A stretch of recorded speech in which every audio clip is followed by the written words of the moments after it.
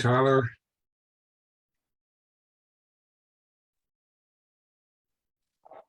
Morning, Tyler. Good morning, Johnny. Hi, Morning. can you hear my voice? Yes, Okay, fine. and I just sent out an email, so if it pertains to what we're discussing today, so I apologize for the lateness of it, but let me get mine. Ah.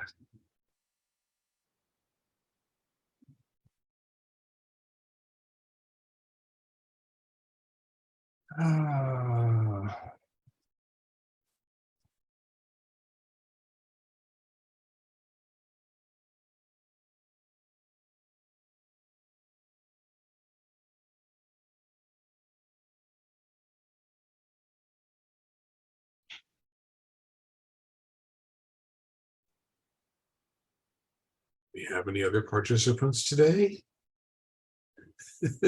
Yeah, let's see.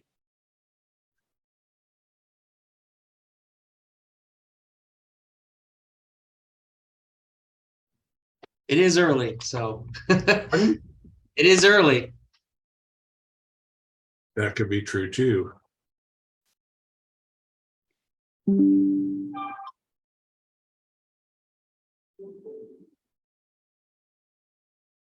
Who's trying to get to me by phone here?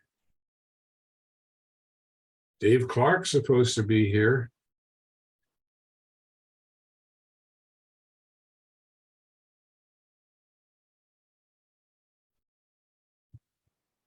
Speaking of Dave Clark.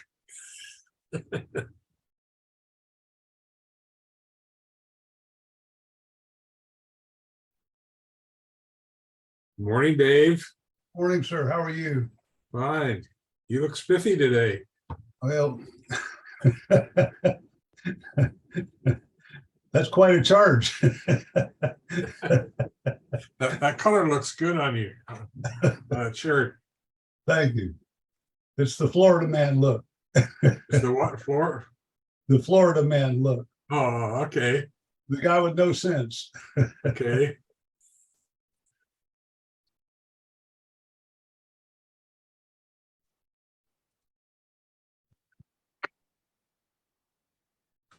Morning, Darren. Hey, good morning, Sensei. Good morning, everyone. Good morning. How we doing? Morning. Good. How you doing, Darren? I'm doing good. Good. Sensei, before you get started, I just want to let you know I have to bow out a little early today. I got about 30 minutes. I'm doing a clinic today. Okay. Okay. I Okay. didn't want to just dive out, but I didn't want to miss either. So That's Before okay. we get started, Darren, can you tell us something about the clinic you're doing? I'm working with some of BJJ guys today, just doing some BJJ ground stuff, and just collaborating with them a little bit. Great. That's tremendous. Over here at where am I? Epic Martial Arts. Let me see if I could swap my camera around. Here we go.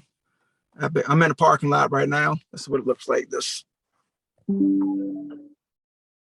Epic Martial Arts, and right here behind me is where I'm going. Gotcha. Gotcha. Hey, while you're waiting, although I don't think Darren can do this, I just sent out an email which is relevant to today's first topic, I believe. So if you could quickly download it or print it, it would probably help. Okay. Scott Anderson is joining us, and Chris Kadamian. And Scott, you don't have a microphone, no sound yet. Good morning, Chris. Good morning.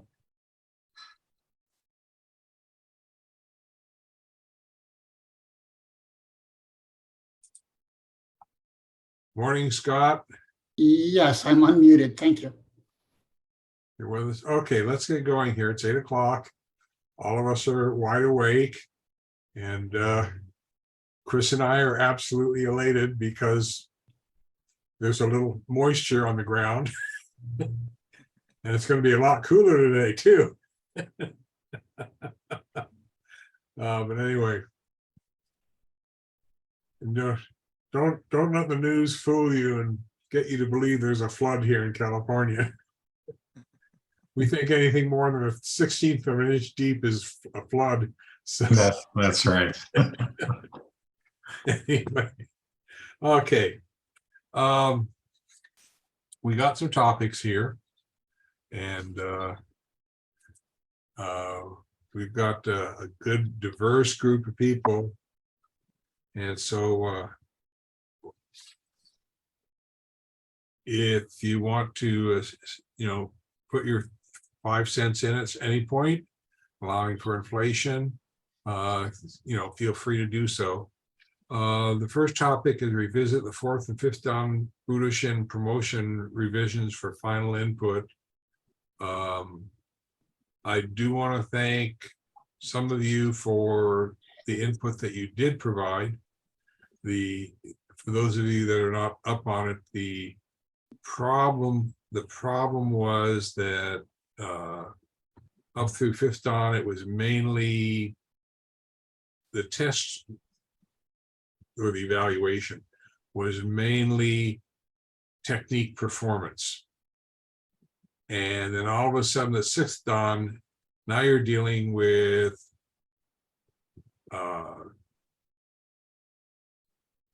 not demonstrating techniques, but showing concepts, explaining ideas, being able to meet AJA NS National Standards Certification Board criteria. And it was just a radical jump from one to the other. And as a teacher, I know that when that happens, people stumble all over the place until they figure things out. So the goal was to get 4th and 5th Dan to be transitional from just being able to perform techniques to showing how competent of a sensei you are, which I think around 4th or 5th Dan a person should be able to do. So anyway, and the email I just sent out this morning about 2 minutes to 8 or 3 minutes to 8 was the original criteria for Yodan and Godan. And I sent you previously what was called the current, which was the way things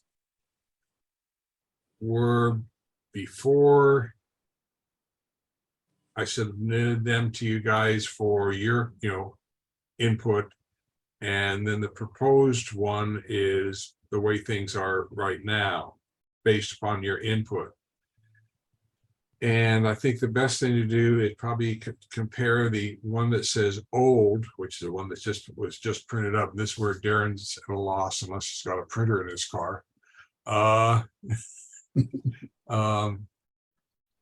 And we don't necessarily need to go through everything. I don't want to nitpick here, but if there's the reason I felt it was essential to show the original criteria was so that we could have a good comparison between the two. So if there's anything else that you think needs to be changed or needs to be altered, we could do that, or at least make an attempt to do that today. So that's where I'm at. If we want to put this on hold until next time, so you guys can read things more at your convenience, that's fine with me. I have no one that's currently testing for 4th or 5th Dan, and I wouldn't change things on them overnight anyway. That's worse than unfair. So anyway, we want to discuss this. Do we want to put it off till next time so that everybody's had a chance to read things or and compare, or what? I've had a chance to read both and compare. I like the the new format, the new additions, especially the all video requests for distance learners will either be by live Zoom conferencing or pre-recorded video at the discretion of the examiner. Nice to have both options. And then the whole distance learner reference emails sent directly, underlined directly to your examiner by 2 to 3 current or recent students. I like those additions. And then the yellow highlighted as well. So if I don't know if anybody else has had a chance to read through and compare the both, but I like where we're headed, and I'm fine with the way it is right now. I can't come up with anything else to add, but I'm one of many minds. So I think Chris Kadanian's input, Darren Mellerine's input be extremely important in this, giving you guys backgrounds.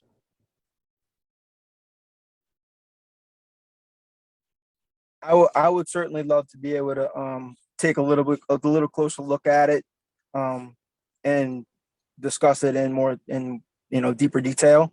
I haven't had an opportunity. I've been on a road for the last 2 hours. I mean, as of today, sorry, I have looked at it in the past, but I would certainly like to take a closer look at it and see if I had anything that I could add or take away. Certainly respect what you have your input on as well, though. But again, I haven't had a chance to take a look at it closer today. Okay, any other thoughts, or do we want to just put this on? This is Scott. A thought on it is it talks about evidence of continued self-motivated growth. I'd almost like to see a note that gives suggestions, because it's kind of subjective, and being subjective by definition leaves it open to too much interpretation. If you could have a note that kind of explained some tasks or activities that are examples that demonstrate self-motivation, I think that would help a lot of people. Having achievable goals with kind of some standards to guide them, as opposed to something that's kind of really open to interpretation. Over. Okay, I understand what you're saying. And this gives me a couple weeks to maybe put some in there just as examples. Any other thoughts, or how many of you would, anybody have any thoughts on this, or do we just want to postpone it for a couple weeks to the next meeting so that everybody has a chance to read it? Since I looked at it, I can make general comments because obviously it's your curriculum, but I can make some general observations and comments about it. For me and the way kind of we operate, it's probably more specific than the way I operate. It's the opposite. I deliberately keep things a little bit more general. My model is this really for any rank level. It's 3 components. It's basically what, why, and how. So I start with those 3 questions, and the highest level is, what are we doing? The second one is the one I spent the most time in, and that's the why. Why are we doing this? And I start with something simple. Why am I testing them to begin with? Because usually I already know what they know. I taught it, I could see it in class. So why am I testing them to begin with? What are we trying to accomplish? And based on that, then I come up with the how, which would be the actual, detailed, requirements. So depending on what you're trying to accomplish, I think the what's pretty easy, but depending on what you're trying to accomplish and why, what do you want at that level, basically, and why do you want it at that level? Then the how, which is really the instrument itself, becomes fairly straightforward. Here to me, it seems like the approach is kind of the other way around, where we're starting with the instrument without really understanding. So what I would want from Yondan, might be different than what you want, in your organization. And that would determine the requirements. Because some people are good at checking off the boxes, right? They'll go learn exactly what you need them to perform, and then they'll perform it well. But does that mean we've accomplished, what we wanted to accomplish? And that's kind of where I'm at. And so to me, a lot of this isn't going to mean anything unless I get a better understanding of why. Okay, let me try and give a why. And I like what you said at the very outset, which is, I know the student well enough to know that I'm in the same way. I will not promote a student or test them or evaluate them, whatever you want to call it, unless I am really sure pretty sure they can make it, because I don't want to put a student in an embarrassing position, which also puts me in an embarrassing position. Yeah. So usually if I'm going to test a person, for me, the test is a formality, and that's for any ranks. It's first belt after white belt, it's a formality. I won't let a student formally test unless I'm pretty sure they can make it. Beyond that, there are different criteria, and what I'm looking at, probably around 4th and 5th, and then really at 6th, which is why I delved into the 4th and 5th Dan, because I felt that would be a good transitional phase. It's not as much what you know, because I assume by fourth Dan you've got a pretty good depth of technical knowledge. You should have.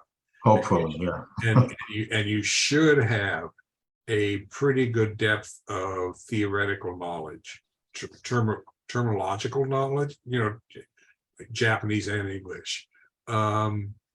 These things should be there. And so rather than all of a sudden the 6th Dan saying, okay, pal, I want to see it now, the 4th and 5th, I kind of switched it to make it more transitional, a smoother transitional from just being able to demonstrate techniques to say, okay, now I need to know what's behind your ears, and you've got to be able to show that to other people, and it has to make sense, and you've got to be competent at it. And that's what I'm looking for in an upper belt, plus leadership ability, participation in the organization, things of these sort that show that they are giving of themselves beyond the mat per se, or beyond their own personal growth.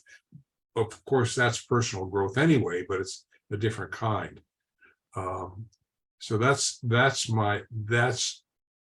ultimately what I'm after. I like the what, why, and how, because that may lend some clarity. I'm writing notes on the proposed here already, because some of these may result in some more modifications. Nothing is permanent except death and taxes, and death is questionable. So I'm, like I said, nothing is set in concrete. So that's where I'm coming from. On the one hand, Scott's request for examples is a good idea. I like it. On the other hand, from where Chris is coming from, I'm looking at the person and, okay, what have they done? What are some examples? But I also realize from Scott that unless you give someone some examples, sometimes they're totally stuck. So, Well, if I can add, go ahead. maybe I'm wrong, but maybe, and we talked a couple of times, Sensei, about this, just particularly me trying to understand where you're coming from, Chris figuring out what is the what and what is the how and why. I think it should be maybe more obvious if somebody is ready, it should be obvious to the sensei that they have reached those levels, whatever that is, whatever the requirements are. Maybe we were all different evaluate people, so whatever our what's and how is and when's, when that comes together, we should be able to see that in that particular candidate, to where maybe we don't have to give them examples at all. They've already done it, or they've already completed those things without even thinking about it. I don't know, maybe that's just outside thinking, giving a list of stuff. I don't know. I think I kind of like Chris's thinking there, that it might be people like to check off the box. Yeah. Things are Well, lists are okay. right. It's just when you get into very specific details on the list, that I think sometimes we run into issues. Because for me, why do I teach additional techniques? There's people to me that have learned 2 katas and they're black belts, okay, but they're really awesome at self-defense, and they know the bunkai for those katas in and out, and it works great. And then there's other people I know that know like 20 katas, they're black belts, and they're awful, right? So the quantity to me is less of an issue. The only reason I add, because I do the same thing, I add quantity, as you move up the rank, is really to challenge them to take the basics to the next level and try it in a more complex and difficult way, to challenge them and cause them to expand and grow. That's the only reason I add additional things as they move up the ranks. But the test itself, to me, it's more about a pressure test. It's not so much a knowledge test, because I would never allow them to come to a test. And I do that at every level, even with white belts, for the reasons you mentioned, Sensei. I don't, if they're invited to a test, then we have a pretty good idea, like, 80-90%, chance that they're going to do really well. They can always freeze up, of course, at any level, but so the test is really to create an environment where they have something to lose, where in class, no matter how much pressure you add, nobody's really trying to hurt you. You can do bad and still go home with your belt, or you got nothing to lose. But on the test, you lose that opportunity to get promoted. So that adds pressure. Everybody's watching you. That adds pressure, right? And the test, to me, is that's what it's really about. So our curriculum goes all the way up to Godan, 5th degree black belt, okay? And after that, I don't have any additional techniques. I teach them everything I want up until then. To go past that, it's more about contributions and efforts, towards, spreading it and helping people and stuff like that. I look for those things before then, but promotions after that become more about that than their actual techniques. Because as you said, by then they should be pretty good, so it's about, are they keeping up their skills? Are they passing it on? Are they contributing to it? Because if they're not, then what good is the 6th dan or the 7th dan? What does it mean at that point? It's not like there's some secret technique they're going to learn, then that, I haven't taught them before. And if you do have secret stuff, then I do that on an individual basis. It's not guaranteed just because you're at a certain level, because they're secret for a reason, and personality assessment and intentions and stuff have to come into the play, which I can't put on a list because, there's other things here, not to go on here, but I'm looking at the old one, like firearm safety. Okay.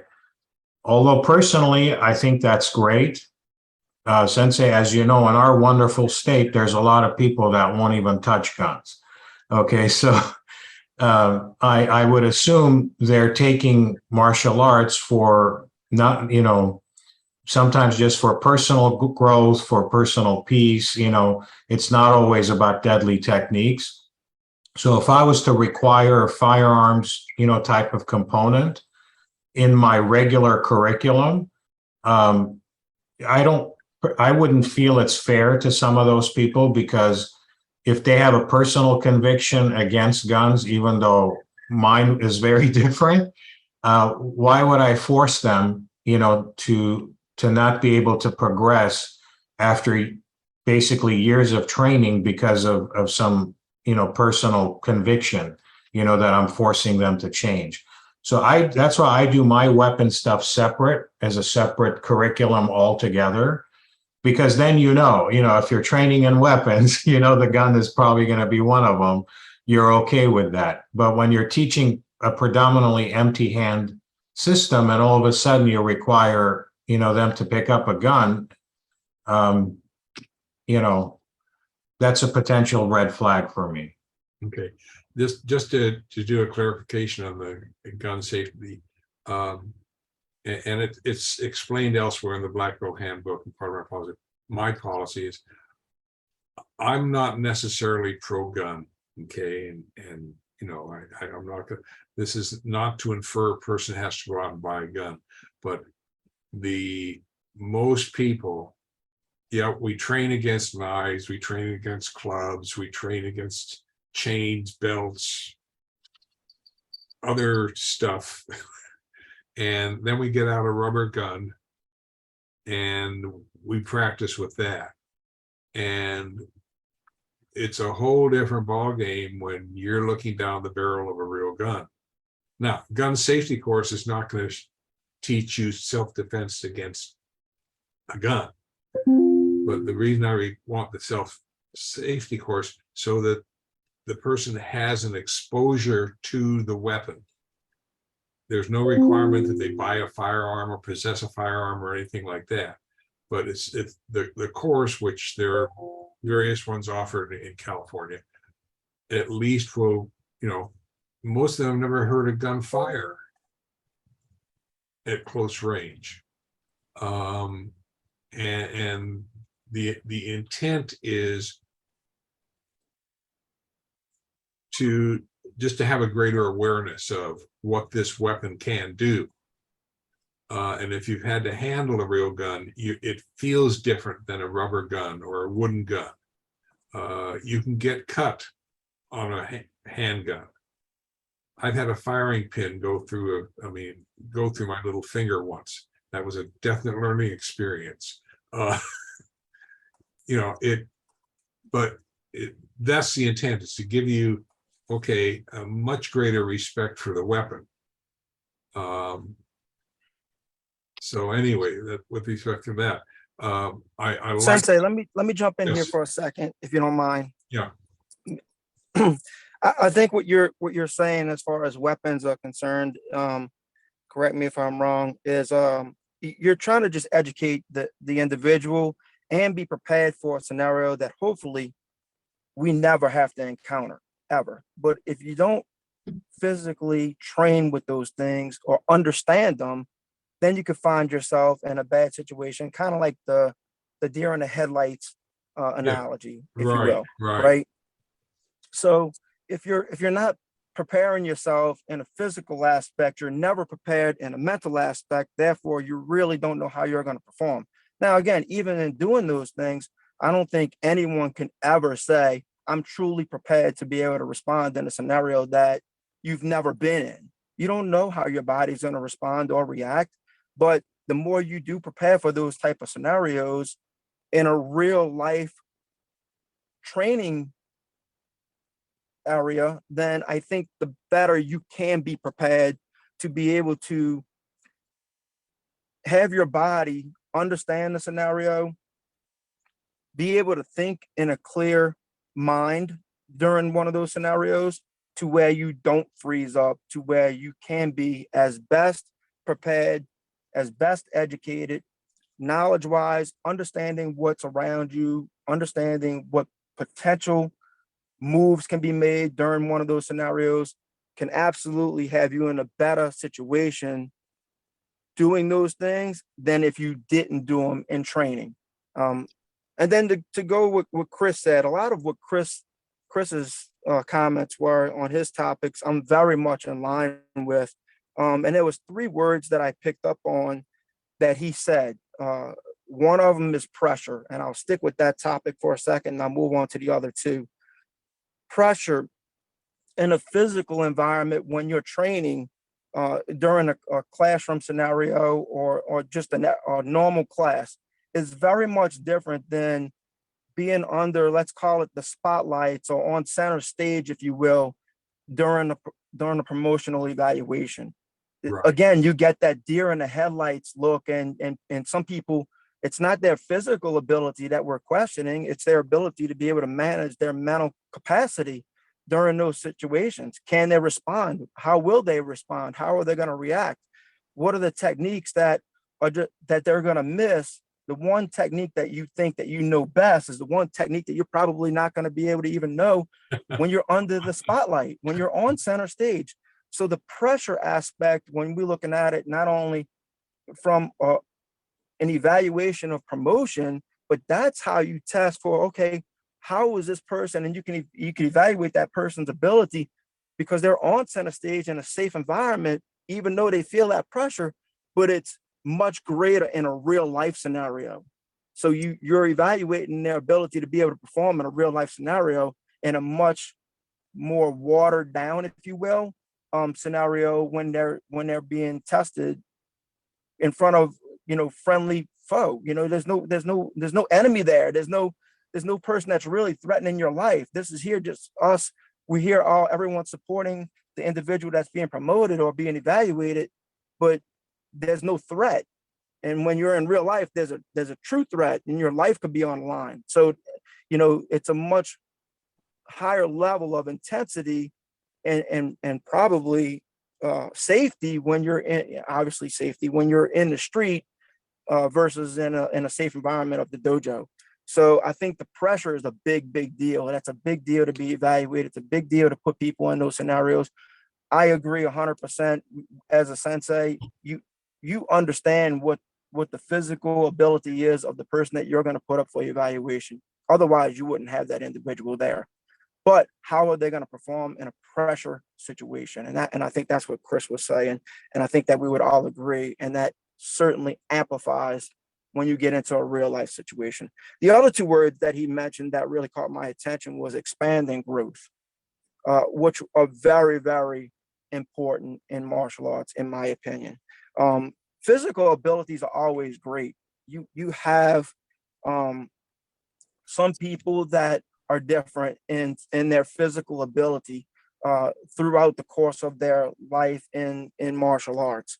Not everyone has the luxury or the physical ability to maintain that as you continue to grow and advance throughout not only the minimal timeline expectations to be in a certain area, a certain rank level, to be able to move to the next. And then life happens.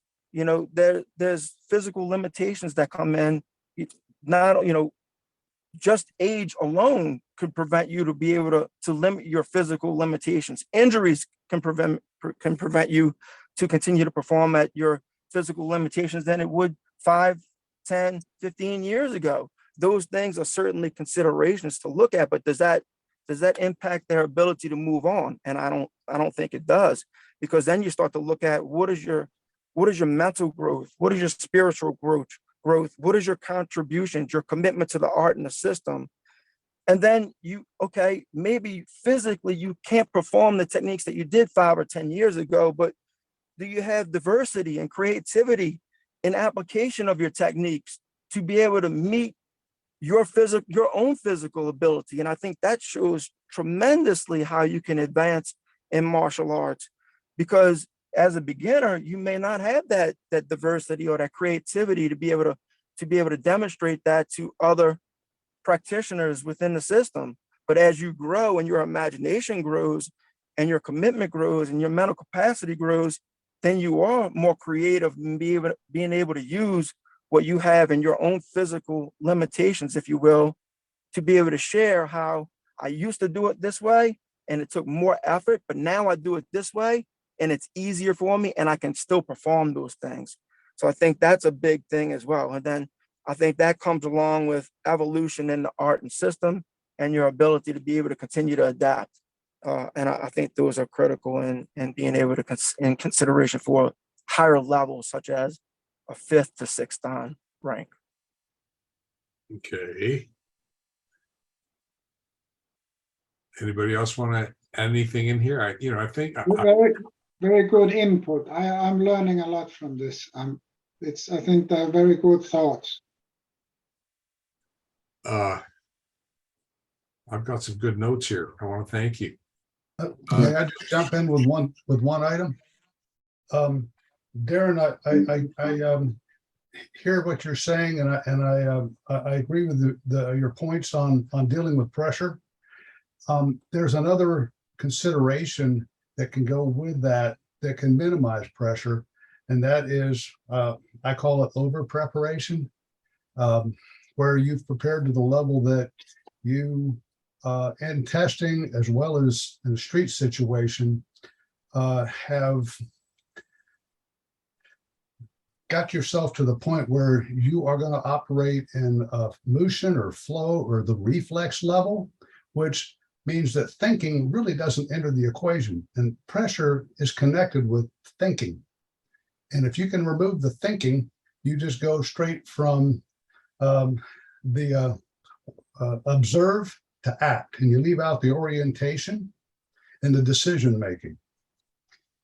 So observe to act, orientation doesn't figure, decision making doesn't figure. We've had that feeling, we've had that sensation in randori, where you don't know what attack's coming, and then something happens, and you automatically respond, and you go, it's like you're watching your body do it. But it didn't involve thinking because it's reflex. So I guess what I'm saying is it's a way to mitigate the pressure. You may still have the pressure because you're going to go into a randori session, or you're going to be on a dark alley, or you're going to be in a situation where you're testing and you're not sure what they're going to throw at you. But that pressure would largely be before, and that's where you can commit psychological suicide by infusing your thinking with self-doubt. If you have prepared extremely well, or like I say, I call it over preparation, I find that the pressure is either not there or at least largely removed from the situation. I've had a couple of sensations like that in real life, and I've had a bunch of them in randori.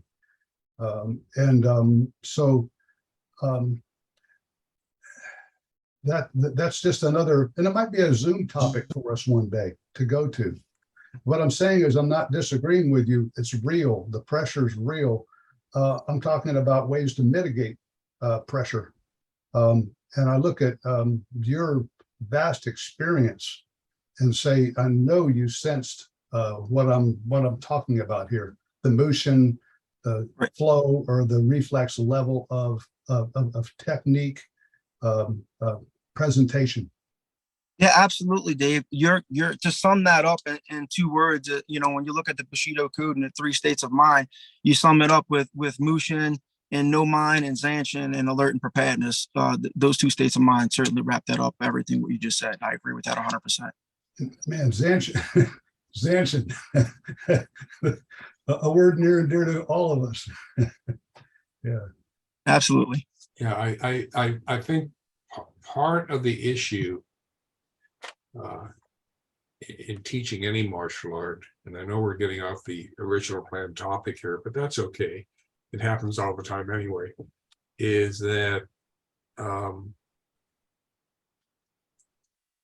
forgot what it's going to say. We tend to, all martial arts tend to be artsy somewhat. And I don't mean artsy in a negative term, but we assume ideal situations, you're in a safe environment, yada, yada, yada. And I've been in a couple of situations. I've had students that have been in street situations.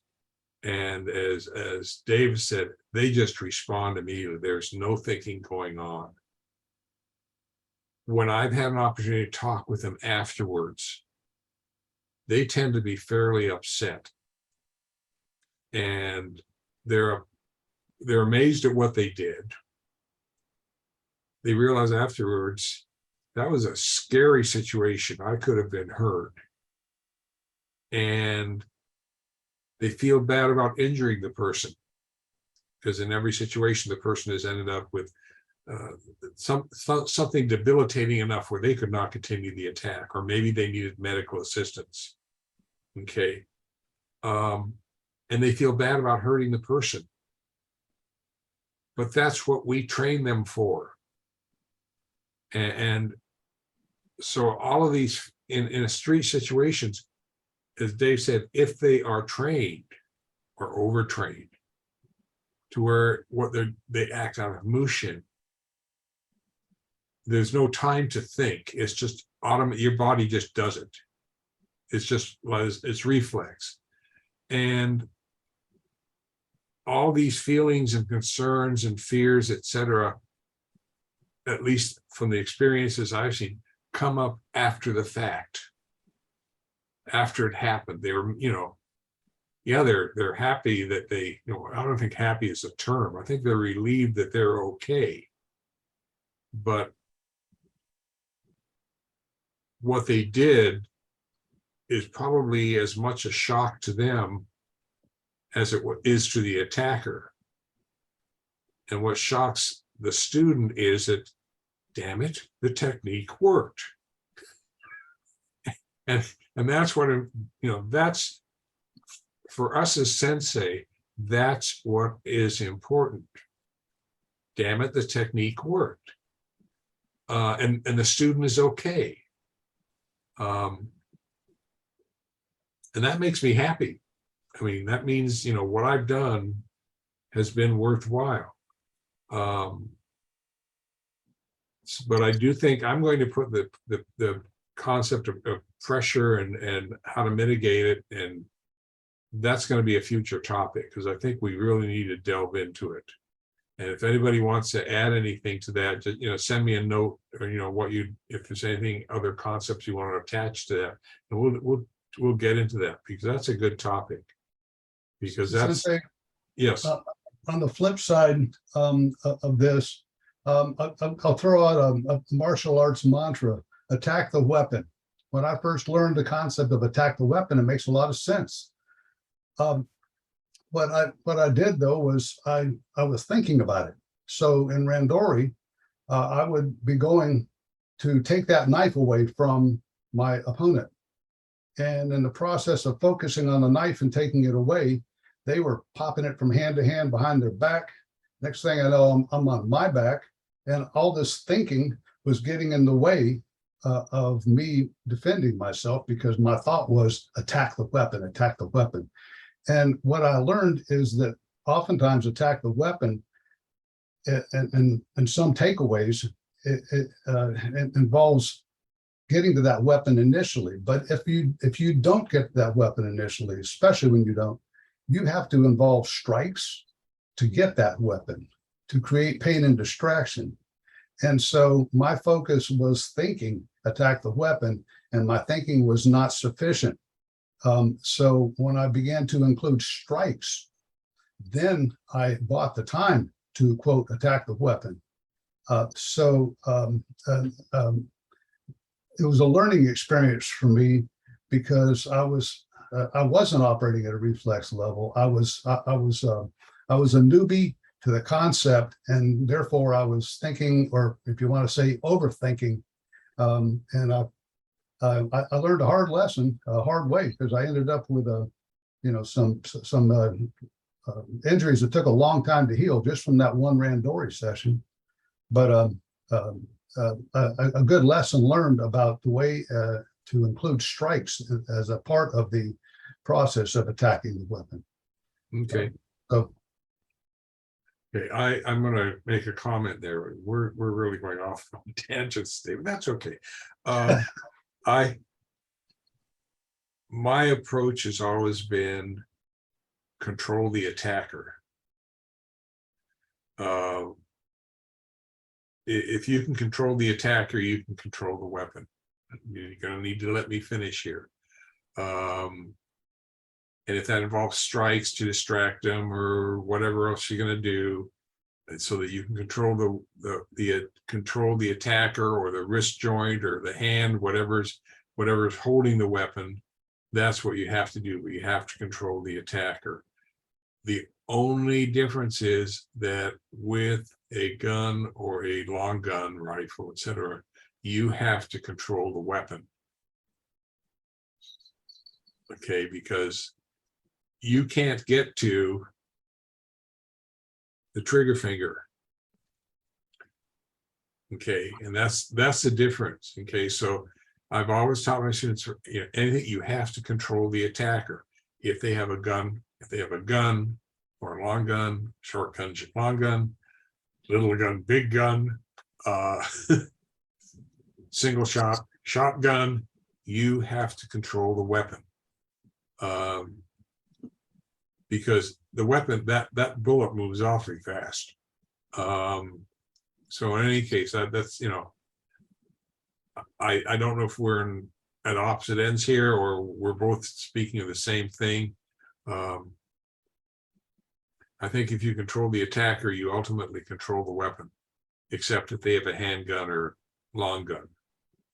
But To split the difference, Sensei, to split the difference between the two, the two comments there, I just redefine it for our students. I tell them the definition of the weapon is your attacker, regardless of what they have in their hand. So I get them to think about a weapon as the person, not what's in their hand. So basically, negate the threat. The threat is the person. right. If part of that process is to take the weapon away, then it is. But whatever it takes to stop the person, because the weapon can't come after you, if the attacker's not controlling it. So. Okay, makes sense. Makes sense. Okay. Valid point, definitely. Okay. And Sensei, your remarks are spot on and in agreement with the point I was making. I just remember feeling like an idiot because I was an idiot. Very real, and learned a lot from that one experience. Yeah, I mean, we have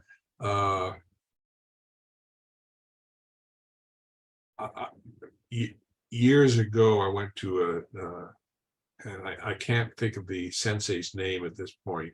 He used to be a undercover narcotics officer, I think, up in Seattle, and he looked like a sleazeball. I mean, he looked like a drug addict, sleazeball, etc. You would never think this guy was a cop, but anyway, he would go around the camp wearing a trench coat, and he'd walk up to black belts, and he'd pull a weapon on them or something of that sort, or attack them just to see what they would do. And I came around the corner of a building or something, and he came around the other corner. He pulls a sawed-off shotgun out from under his trench coat and sticks it up my nose. I took it away from him and, gave him some verbal advice. I got a bloody nose out of it. That was a good learning experience for me. But what he said was even more important. He says, "You're the only black belt that reacted. The rest of them just stood there in shock." And I said, my comment was, which was kind of break the seriousness of it, was, the longer you look down the barrel of the gun, the bigger that hole gets. And and then I got rid of the blood on my t-shirt and various other articles of clothing. But I mean, I think what you're saying, Dave, it's just got to be reaction. And and as Chris says, the person is the weapon, or the weapon is the person. And that's what you ultimately have to go after. You have to either disarm, or yeah, you have to disarm the attacker. Whatever you do to them is disarming them. And so maybe Chris's analogy is a better one anyway. Okay. Sensei, I Yes. need a box out early. Okay. Sorry. It's a great session. Love seeing everybody. Unfortunately, I have to go. I have a commitment today, but I hate leaving. I'm sorry, everybody. That's It's okay. great. It's great seeing everybody. It's a good time. So thank you, Yeah, everyone. We're happy you're doing a clinic and spreading Yes. spreading the wealth. Yeah, spreading the wealth. You're doing one of the criteria. And give the sensei a great hello from all of us. All right. I think I'll be working with Carlos Machado today. Hey, neat. Yeah. I haven't seen the Machados for decades now. They're a good group of people. Yeah, he's a good guy. Yeah. Okay. Say to a hello for him. He may remember me, he may not. But that's okay. Well, Have a good time. Enjoy. all right. Thanks, everyone. Y'all have a great day. Okay. Take care. Have a great Defense Day. Thank you. Okay. Where are we here? We've gotten so far off topic. Let's get back to what we want to. So I've got we're gonna put the Yodan go down on the next meeting.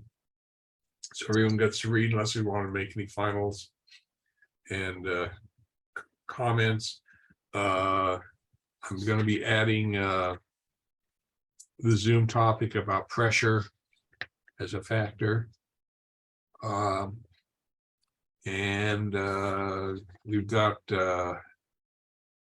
Chris's different kinds of pressure and Scott's examples of, and several of you gave a ton of examples of self-motivated growth. And I do understand Scott's concerned about the ambiguity of the term. But do you start as a green belt and work up so it's progressive building? There's building blocks that have to be laid to get somewhere where you want to be downstream. That's one reason I took a look at the 4th and 5th Dan, because up to that time it was just all technique and technical performance. And I don't know who, one of you said to me that, because I know Dave and Tyler are more involved. One of you said to me, well, 4th and 5th Dan should be able to learn any technique. You can have techniques out there that should be learned, but at that point, they should be self-motivated enough to want to learn them themselves. And it made sense. And I think that's what got me to really look at it, that I need to have a couple of transitional belts where they need to realize it's not just how much I'm learning and able to do, but now I need to start giving some of this back. And if they haven't started by now, they need to get started. So I want to, thank you, everyone.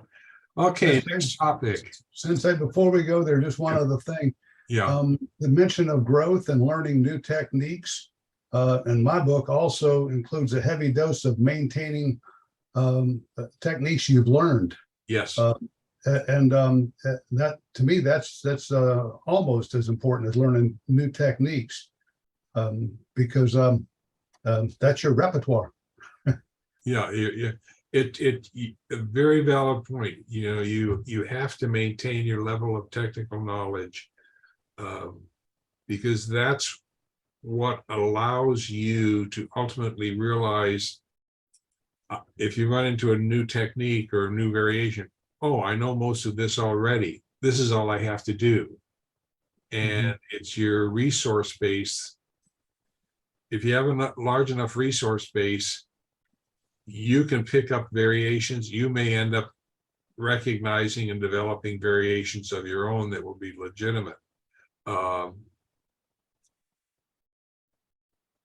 on occasion, will have a student will say, Sensei, I just came up with a new technique. And I let them, you know, go through the concept and if I ask them to demonstrate and I say, okay, you know, this works for you. Would you like to teach it to the class? Now, if the class can get it, it has validity. If no one else in the class can do it, then that's a technique or variation that works only for them, which is okay. But I think sometimes when you get a strong enough base, you tend to sometimes get creative on your own. My wife is an excellent cook. Thank goodness. And occasionally she likes to play with recipes, which sometimes doesn't work. And I think a couple of weeks ago, she made some chili and she doubled the recipe and she doubled the amount of what kind of chilies were in it? They're hot chilies. Not ghost chilies. What? No, Not ghost chilies. not ghost chilies. No. She doubled the number of chilies. I had about two forkfuls of it, and that was it. And we ended up throwing out all that chili. She couldn't even tolerate it. The dogs thought it was great, but but anyway, so you know, sometimes you try stuff and sometimes it works and sometimes it doesn't.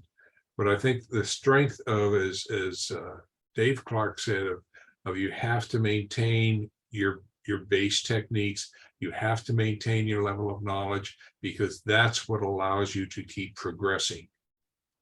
And that's so critical.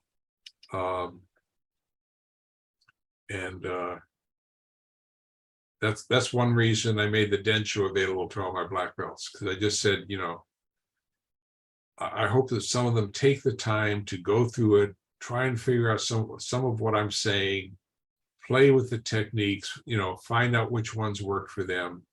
I would never expect anyone, not even me, to be proficient at all of them. Some of them I totally don't like. Some of them do not work for me. Some I know are just to teach skills rather than to be effective on the street. But in any case, it's you have to maintain your foundation, regardless of whatever martial art you're taking or studying. Okay. Let's try to go to the rule of 3 in the martial arts. Okay, and I gave out, what do we have here? Rule of 3 is, I'm just going to give a background from my end, then you can pick it up from there. I didn't get acquainted with that until I took a couple speech classes in high school. And somehow the number 3 is a very satisfying number to the human intellect, or the human, I can't even think of the term. The concept of acceptance. It shows up in so many religions and philosophies. Somehow, if you're presenting an idea to people, if you give them 3 examples, they're happy. If you give them 1 or 2, they say this person doesn't know what they're talking about. If you get to 4 and 5 examples, the person is boring. But 3 seems to make people happy.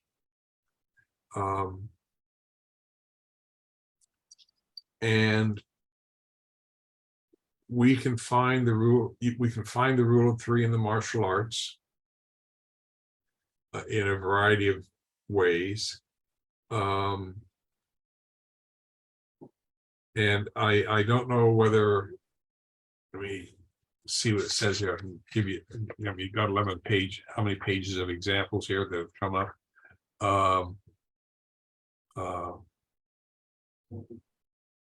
But in the martial arts, let me see here. For example, I'll just take jujitsu. There are 3 parts of a complete technique: distraction, your core technique, and your submission. That makes everybody happy. If you can do all 3, you've done a complete technique.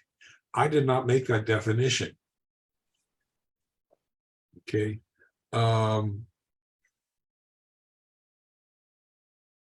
If you're talking about Tai Sabaki, which is body position, body centering, you have feet position, which determines body position, and then your mental position. If your body has a good base, your mind is free to do other things. So, I mean, there are many other examples in here. So I guess my question is, and then I in one of my books, I hit on the rule of 3, and then Dave Clark had the audacity to say, do you realize that in this one particular book that deals with the rule of 3, it's chapter 3, I think, and then it's pages 71, 2, and 3, and you know I mean, the symbolism there, you know, which was totally unintentional and blew my mind. But anyway, I don't know. Do we? Am I making a mountain out of a molehill, or is there something worthwhile here? Or Sensei, just to something else, as you're talking, I was writing some things. One of my first introductions to Budoshin Jujitsu was in no particular order, humility, integrity, and respect. yeah, the philosophy. Yeah. Those are 3, right? If you want to convince someone of something, talk about what you've heard, what you've seen, and what you've experienced. There's 3 there. Your chosen point of view is the cause of the reality you create. Get the 3 C's out of that sentence. Your chosen point of view is the cause of the reality you create. You got chosen, cause, and create, the 3 C words. Those are 3 examples of 3. Sorry, I didn't mean to do 3 of them. When I read the subject about the rule of 3, I started automatically thinking about mathematics, and I saw there's actually a pattern to read mathematics always in the rule of 3. You always have a left and a right side. You have an operator in the middle. And it also goes for this side. You have a right and a left side and an operator in the middle.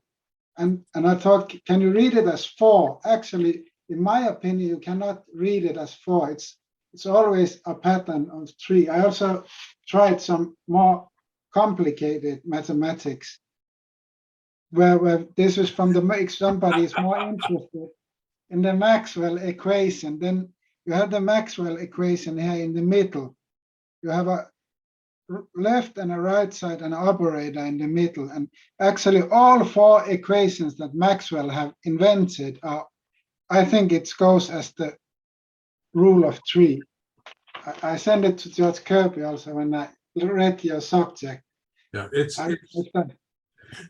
amazing. It's just amazing how that rule of 3 shows up in so many elements of life. Breakfast, lunch, dinner. I mean, you know, in a book, introduction, body, conclusion. You know, you can find it all over the place in your daily life. But I just didn't know whether it had any particular importance with respect to martial arts or not.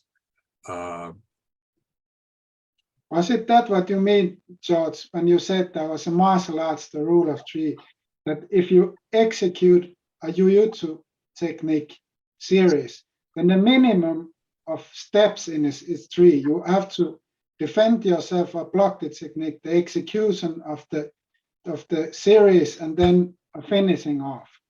Right. That's always a minimum of 3. You cannot make it smaller than 3. Right, you can't. And it's just, I don't know. You know, the best martial arts are the ones that reflect life, right? So if things show up in martial arts, you know, that's not a bad thing necessarily, because that means your martial arts is reflecting life, and that's how people benefit the most. So, you know, with the rule of 3, it's more of a psychological thing, I think. We studied that a little bit in psychology. So if it's less than 3, people don't feel like it's important enough, like there's something missing. If it's more than 3, it becomes too much for people to remember, and it adds complexity. So I appreciate that complex equation, because at a glance, it looks very complex. But if you know the building blocks of it, you can derive the 3 components, and then all of a sudden it becomes simpler. What I shared earlier, the what, why, and how were 3 things, right? Yes.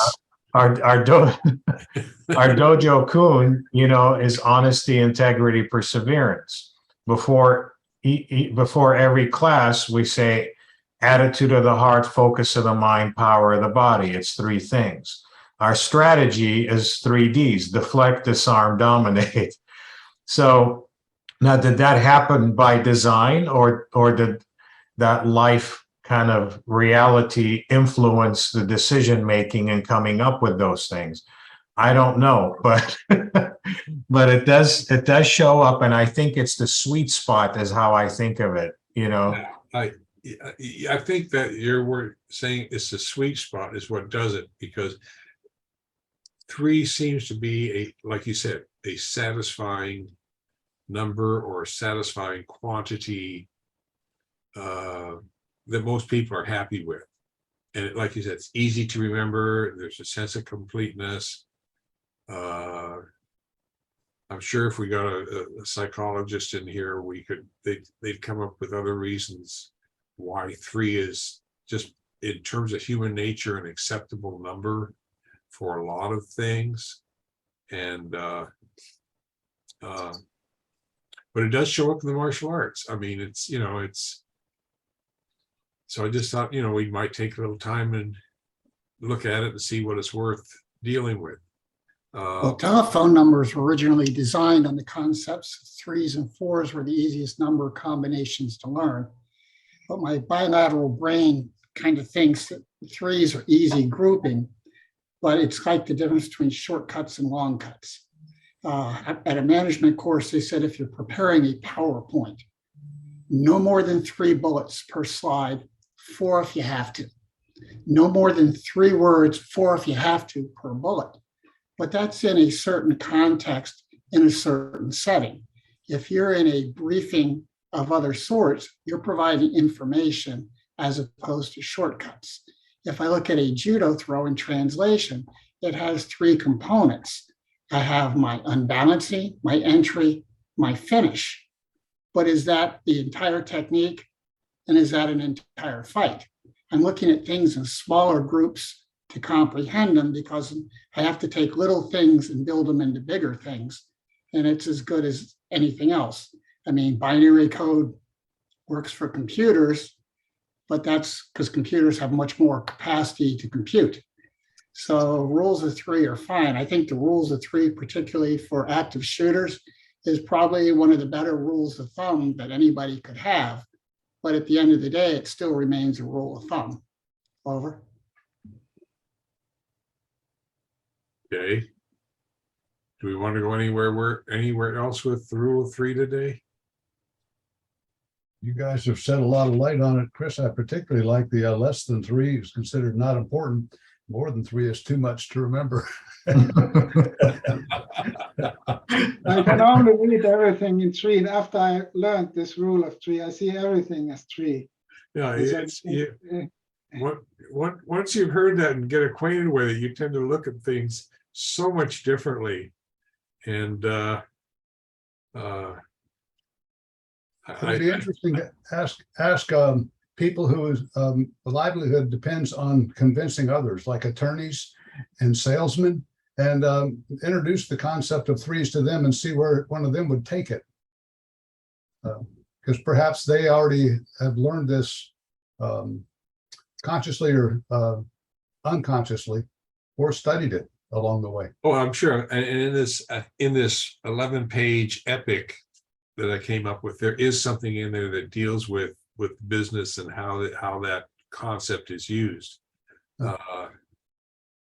And it's just interesting. Okay. Let's go on here. Sensei, it's my turn to go. Sorry. I have a class to teach, so but I'm glad I was able to make it and see you guys. Appreciate the time. Always fun. I think. Thank you, Chris. We appreciate you. Okay, bye. Okay. I think Chris had the two topics. Well, we can deal with this, and Chris can add in next week if he'd like to. How do we want to get into how do you see martial arts looking 10 to 20 years from now? What are you doing, if anything, to improvise it or make it happen, or do we want to leave that philosophical question for next time? Wow, that's a lot of conjecture. I look at what's happened 10 years ago and 20 years ago and martial arts, and then say, what could we have seen 10 years ago or 20 years ago into the future? So some things that happened have been very predictable, and some are like, what? Okay. I think my contribution to this, and I'm suffering from a stiff neck. 3 days of that, so I'm not really talkative, still a little medicated, but I think a futurist looking ahead versus looking behind. I think with martial arts is basically a concept that is, kind of the bedrock of martial arts is being adaptability. So as long as we move down the path, the future, into whatever quarter we're going to call it, of life or whatever, as long as we build adaptability into what we do, then we'll have relevancy, and our students as individual societies will be able to manage it, and those things that they confront in a daily life. Okay. If I may, I have a question, because in USA, when I watch Jujitsu, then it's almost grappling or it's UFC or something like that. Do you see that this traditional Jujitsu art is slowing to die out, or is it still? Because I've seen law enforcement also uses this new grappling Jujitsu more than traditional Jujitsu. So is it more going that way? Traditional Jujitsu. From as an individual with an opinion, I don't know if I don't know if we've moved on, but as you said, John, it seems to be now a kind of a common occurrence when people refer to martial arts. I mean, it's not traditional. It's just the acceptable, understood. Come into your classroom, everybody wants to start grappling. Let's go down to the ground. So we haven't transitioned out of that yet. I think it'll always be there, but from a public safety standpoint, I think with the advent of new technology, i.e., I don't know, sound guns and whatever type of new technology that is used as the instrument of last resort, that's going to change. but I think the ground game in jujitsu, Brazilian jujitsu or whatever is here. It's here for a while. Do you see it as a threat when I've thought many times and watched it when people grapple, and if there comes a knife into the picture and you are underground, then it can get very difficult because you cannot control the situation anymore. You cannot see where the knife is and so on. And the law enforcement I have seen, they use it quite a lot, this Brazilian jiu-jitsu. Yeah. That's the downside, because it's techniques, but how does it I hate to use the word play in the reality of street fighting? That's where there's some shortcomings. Okay. To law enforcement's detriment, with all your equipment and you're wrestling if you're on the ground, how many hands do you have? You got one, you got to secure your firearm, and the other one you're looking out for blows and whatnot. So you're and then a person who has a pocket knife, then that's where things happen. Yeah, it looks very dangerous when I watch it. That's why. When I have done arrest and control training for law enforcement agencies, I avoid the grappling aspect like the plague, because that is the worst situation an officer can get into.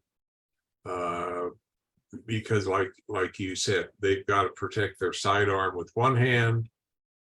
They're stuck with all the equipment on them that limits how much they can move, and they don't have access to it. It's just a very bad situation for if it's just one officer. And they have the sidearm and a taser on the opposite side that can be grabbed. Right. It's just it's really bad. So I've always advocated, to avoid it if you can.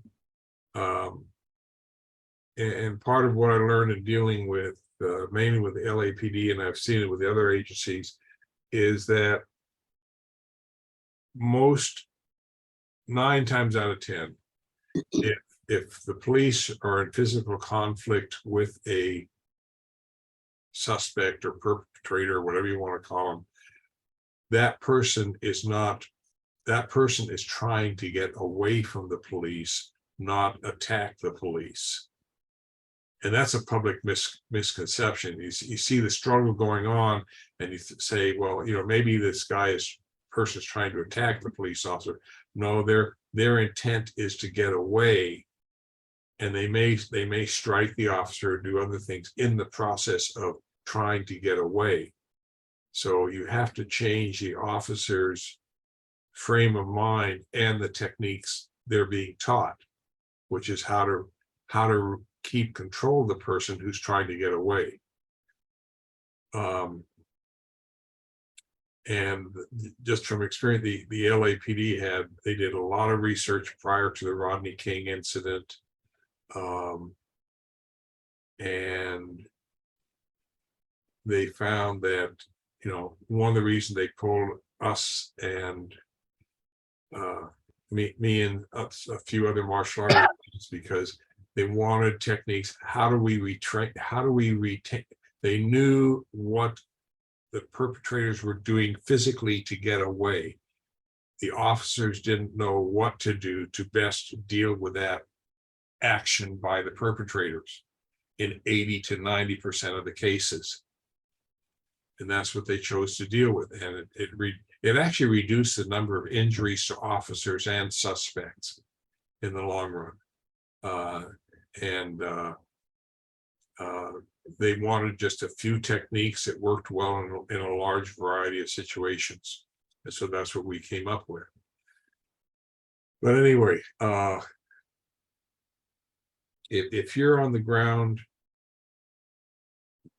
whether you're a police officer or a civilian, it's, get out of that ground situation as fast and as best you can. And if one of the things I really stress when I do go into groundwork, which is fairly rare with my students, I won't tell them ahead of time, we're going to do groundwork next week, because half of them won't show up.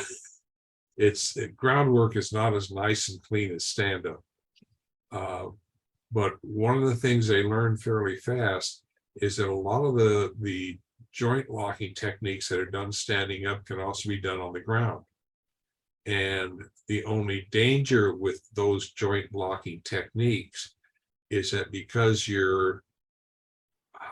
I can't think of the way to phrase it, your circle of movement is so much tighter, or I guess you go to Wally J. Small circle theory is a good analogy. Your circle of executing the technique has become so small. If you're doing that technique correctly, the injury is going to occur a lot faster. And so if you know what you're doing on the ground with traditional jujitsu techniques, that person is going to get injured fairly fast. And the key, K-E-Y and K-I, I guess, is to find something on that person that you can work. And I've even said, if all you can do is get one hand or two hands on their head, that's all you need. And you'll get out of that situation. When I was studying Jiu-Jitsu, I remember that the one point was that never get on the ground. Right. Always avoid to get on the ground, because then the fight's pretty much over. So you can defend yourself, but never get on the ground. That was how I learned Jiu-Jitsu in my old days. Yeah, you do. Yeah, I mean, I have no problems putting a person on the ground for submission or something. I'm not going to. Are you standing up self in the submission? You are self on your own feet, and the attacker is on the ground. Yeah, I mean, Never put self down on the ground. Yeah, I'm not going to put a person into a chokehold on the ground, because that number one, I'm too old to do that. I can do it, but two, I'm stuck on the ground because I'm trying to put a chokehold on him. I'll use something else that would allow me to control him and quickly break something, because all the chokehold is, he's got a good, even if I have an effective choke, he's got 20, 30 seconds to get out of that. And, you don't, how do you say, if you have to defend yourself, you can't be nice. If you have to defend, and there's a mindset there, if you're going to defend yourself, you have to realize that you're going to do whatever is necessary to defend yourself. And there's a saying in the US, it's better to be tried by 12 of your peers than carried by 6 of your peers. And the other side of the coin of that is that as long, the greatest argument that comes up against law enforcement and sometimes even civilians is the use of reasonable force. And that's a hard concept to get even law enforcement officers to understand. Because reasonable force, unfortunately, is usually not determined until after the fact, which means after whatever happened. And, that's why I say to a student, if you break their wrist or you break their arm or dislocate their shoulder or crack a few ribs or crack their sternum and they can't, and they're damaged, back off. That's reasonable force if that's what was necessary to do. But if you continue with your attack, guess who's going to end up in jail? And that's a sad part of American law. I mean, I don't know if it's a sad part, but that's part of American law. And so I kind of stipulate, say, you can do what is necessary to protect yourself from further injury and remove yourself from this, safely remove yourself from the situation. Because that's probably what the courts are going to look at. Did you do whatever you did within those parameters, or did you go outside? And the same applies to law enforcement personnel. And law enforcement has a lot of other parameters they have to follow as well. The citizens don't have to, well, they're not aware of it, so they can't be held accountable for. But how do we get on this topic? We're talking about the future of martial arts. I think, we have, thank you. I think we have to, I think the traditional martial arts will survive because we're adaptable. And that is, as Lonnie said, that is the key, is to be adaptable. People come up with different weapons. They come up with different situations. 40 years ago, we didn't have to worry about muggers as much. 10 years ago, we didn't have to worry as much. Well, 15, 20 years ago, we didn't have to worry as much about weird people out there with handguns or semi-auto, we have to be adaptable if we are going to survive. And that's sometimes why it's hard to teach. It's hard to teach basic techniques to students sometimes when they want to learn techniques to deal with certain things other people are doing. I don't know if I mentioned this previously, but my last year of teaching school, we had two major ethnicities ethnic groups on campus that did not like each other or had problems. But they both use the same common attack on each other, which was to tap the person you were going to roundhouse, tap them from behind so they turn around to see who it was and then run a roundhouse into their face. And my kids actually, 12th graders actually asked me, Kirby, your martial arts, what can you teach us a technique to deal with this? And I said, well, it's a school situation. I can't teach you a technique actually to deal with the hit. But if someone taps you on the shoulder, before you turn around, take one step forward and then turn around. And then you can see what's coming at you. And that ended the problem on the campus. It took like 2 days. Because I had both ethnic groups in the classroom. And they, I guess some of them situation came up in the hallway and, it worked.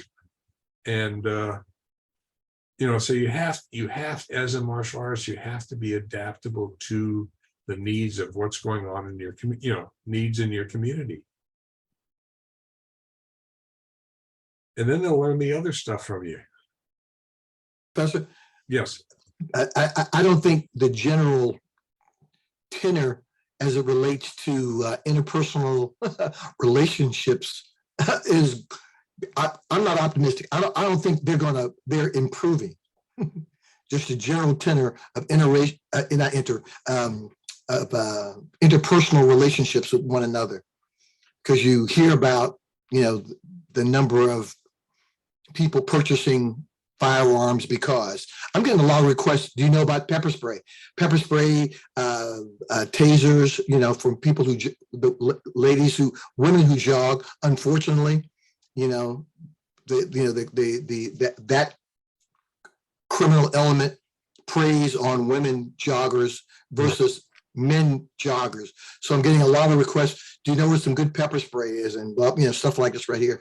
So I'm not sure if the general tenor is getting any better. It just seems to be hyping in a number of fronts.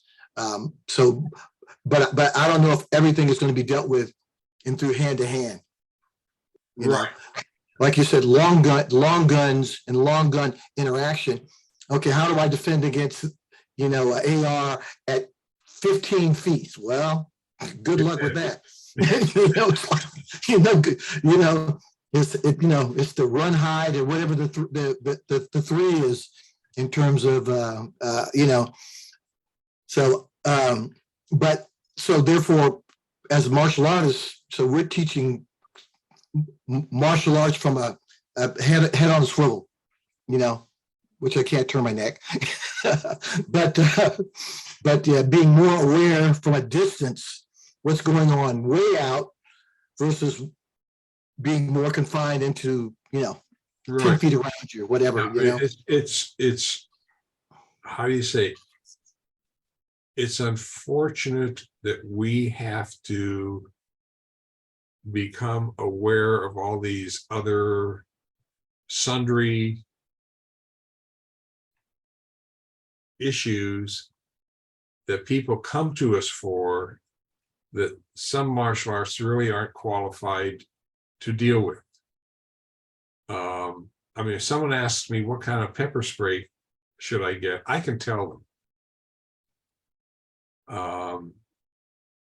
And like I don't quote me here. I mean, in California, I'll tell people make sure with the pepper spray it's a stream and not a spray, because you don't want a backdraft, and you want alcohol based rather than water because it absorbs into the skin faster. But law enforcement agencies in California cannot use alcohol. I may be wrong here. Cannot use alcohol based pepper spray, because unfortunately there are some people who are also working on developing lung cancer. And if that pepper spray, the alcohol that it hits that lit cigarette, then you say, you know, you could say that's collateral damage to the person who's smoking, but lawyers don't look at it that way, you know, and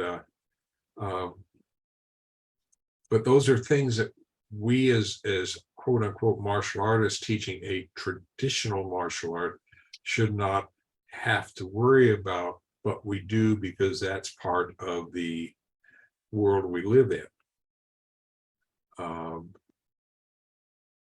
I mean, I how do you say it? I know as a teacher, I constantly had kids asking me questions how to deal with various issues and stuff that, you know, or problems they were having. And I don't know about other states, but I know in California, if there are certain, and I was upfront with my kids. I said, you know, if this pertains to A, B, C, or D, I am required by law to notify the authorities. I do not have a choice here. So, you know, we do get, as martial artists, because we are seen as teachers and we're seen as knowledgeable. People expect stuff from us that we are not necessarily professionally trained to deal with, but we have to acquire that knowledge just to show that we're competent. Am I making sense, Lonnie? Yeah. oh, absolutely. Yeah, it's how do you say it? It's you just get stuck with having to do stuff or having to find out information. And eventually, you know, you self-educate yourself. It goes back to self-motivation, because you realize that this is something that I have become acquainted with to survive as a martial arts instructor. It's like when the Japanese were first confronted with the rifle back in the 1800s or whenever it was. And they thought it was a immoral weapon because there was no honor in being, shot by a bullet versus being decapitated by, a sword. But that changed. And to make a long story short, that's why we have gun defenses now. And rifle defenses and whatever else is coming out. I'm sure eventually someone will come up with a counter technique to pepper spray and tasers. And back in the 80s when I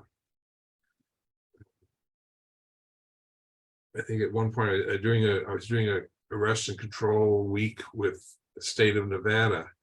And one of the things that came out of the UCSQ, which is University of California at San Quentin, was what was known as the grasshopper roll. This is while police officers were still using revolvers. And the interns at UCSQ, it's a facetious term, it doesn't really exist. They learned that if an officer was going to fire a first round, they could squat down and do a roll from 20 feet away, do a roll and get to the officer before he could fire off a second shot.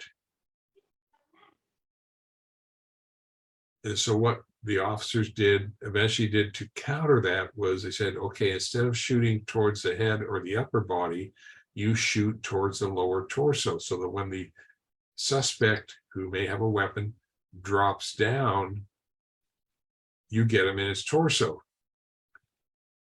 rather than the bullet going, over him. And semi-automatic handguns took care of that problem too. But the point is, you have to adapt.